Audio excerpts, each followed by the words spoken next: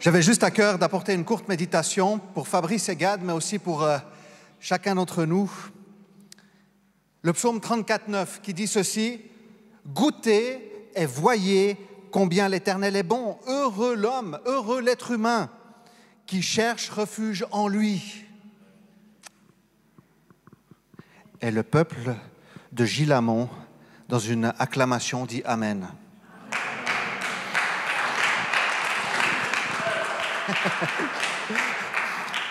Vous savez, goûter et voir est bien quelque chose de réel. Et si David le dit de cette manière, c'est qu'il a lui-même expérimenté de façon claire.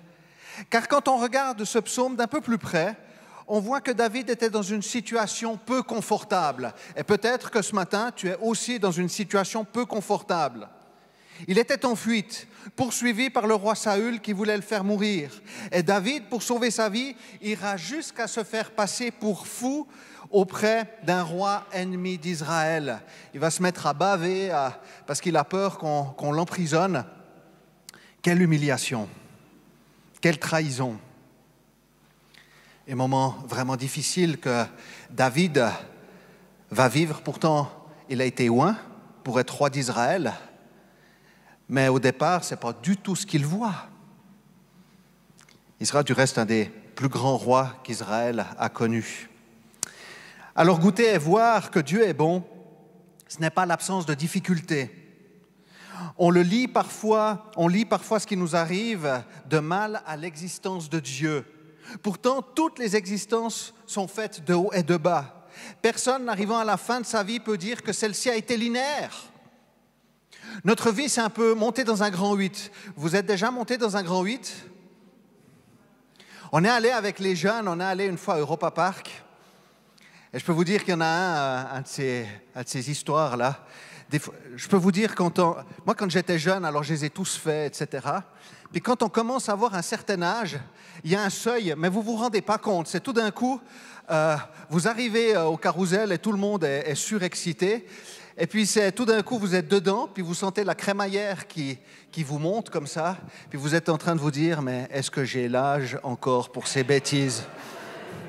Et puis vous êtes dedans et ça tourne dans tous les sens. Alors il y a un moment qui est sympa, c'est quand vous montez, vous savez, vous montez dans un célèbre parc d'attractions, puis vous voyez le parking, vous voyez, c'est tout magnifique.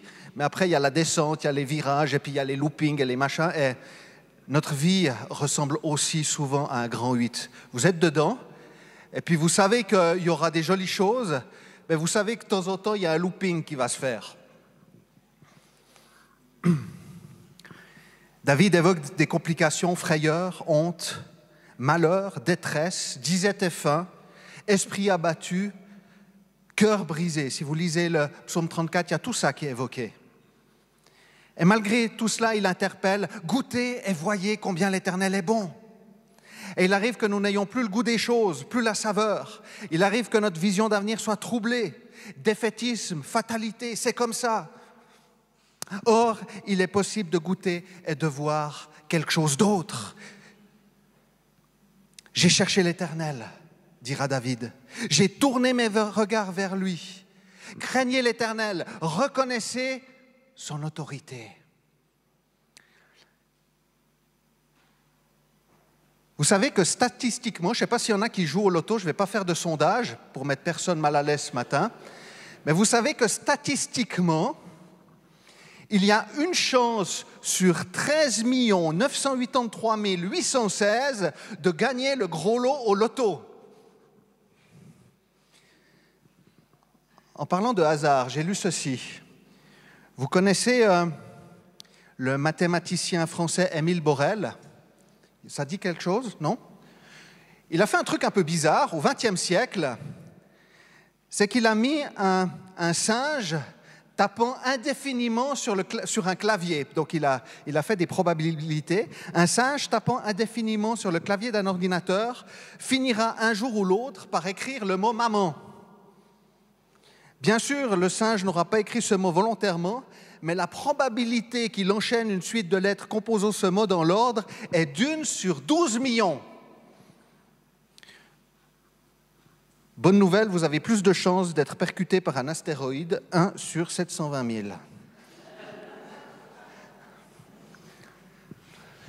Du reste, ça est arrivé il y a quelque temps en arrière. Je ne sais pas si vous avez vu dans le journal où quelqu'un a chopé un petit bout d'astéroïde. Enfin bref. Ce que j'aimerais dire, c'est que lorsqu'on crie à l'Éternel, il répond. Et ce n'est pas un jeu de hasard, ce n'est pas une loterie, ce n'est pas une probabilité, éventuellement peut-être que l'Éternel m'a répondu. Il est possible de goûter et de voir son action. David dira, il m'a répondu, il m'a délivré de toutes mes frayeurs et des détresses.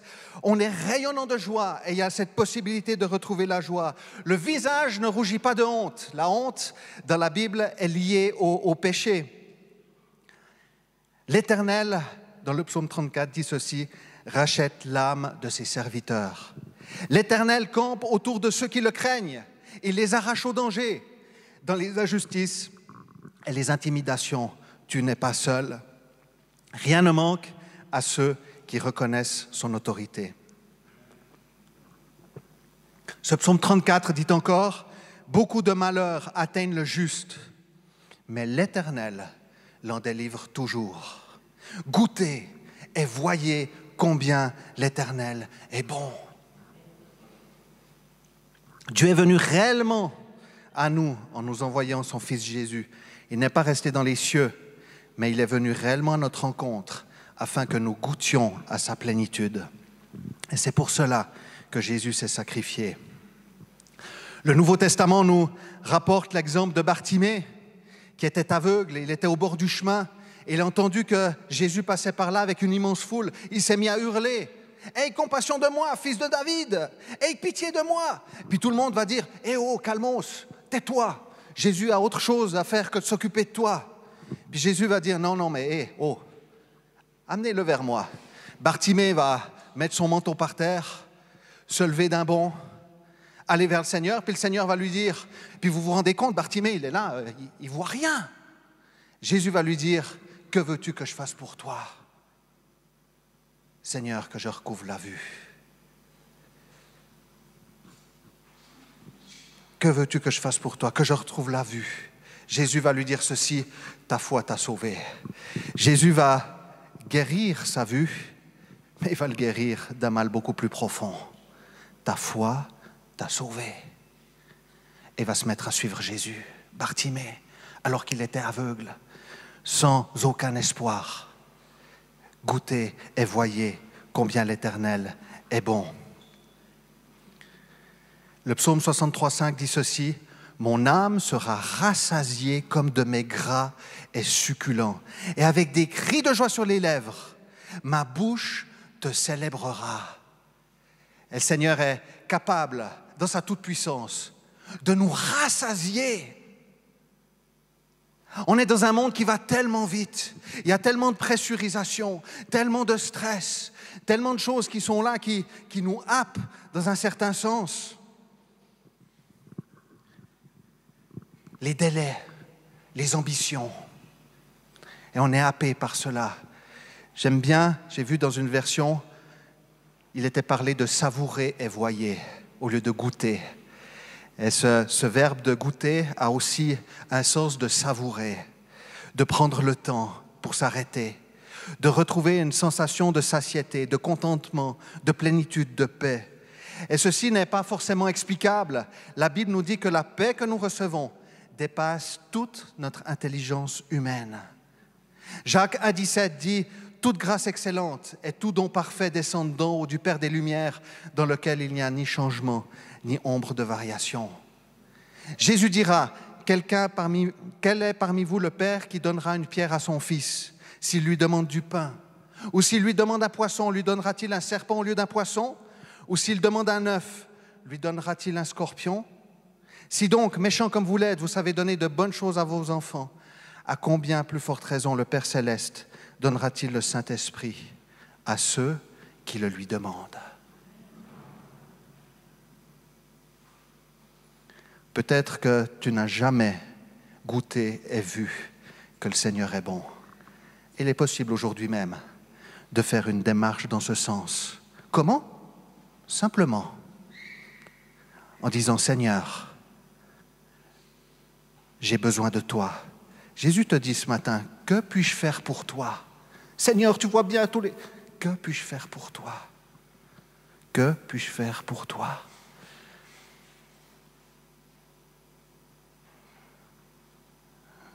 Je vois parfois, en tant que chrétien, depuis des années et des années, parfois on est des chrétiens, on a l'impression d'être des dinosaures, vous savez, pour ne pas dire des fossiles. Excusez-moi du terme, je me mets dedans. Hein. Il y a une certaine lassitude qui est là. Mais je crois vraiment que cette parole est pour nous aujourd'hui, aussi pour les chrétiens. Goûtez et voyez combien l'Éternel est bon. De pouvoir retrouver de la saveur. Dieu ne change pas. Il est le Dieu des miracles. Il n'est pas le fruit de notre imagination ou le fruit du hasard. Mais quand on se met dans sa présence, quand on lui demande d'intervenir, il agit. Peut-être que tu es dans des difficultés ce matin, tu dis, mais j'en vois pas le bout. La parole de Dieu nous dit que lorsqu'un malheureux crie, l'Éternel entend, le délivre de toutes ses détresses et de toutes ses angoisses. Et c'est ce qu'il veut faire encore ce matin dans nos vies, frères et sœurs. Goûtez et voyez combien le Seigneur est bon. Ce n'est pas pour rien que nous nous réunissons ensemble et nous allons prier maintenant pour Fabrice et Gad, pour demander à Dieu ensemble qu'il les remplisse de son Saint-Esprit. Là, de toute mesure, qu'ils puissent être rassasiés de mets succulents du ciel, de bénédictions qui viennent d'en haut. Alléluia. Mais on va aussi prier pour vous, pour toi, pour chacune de nos vies. Seigneur, nous voulons encore goûter et voir que tu es bon. Les compassions de l'Éternel ne sont pas épuisées, elles se renouvellent chaque jour. Amen.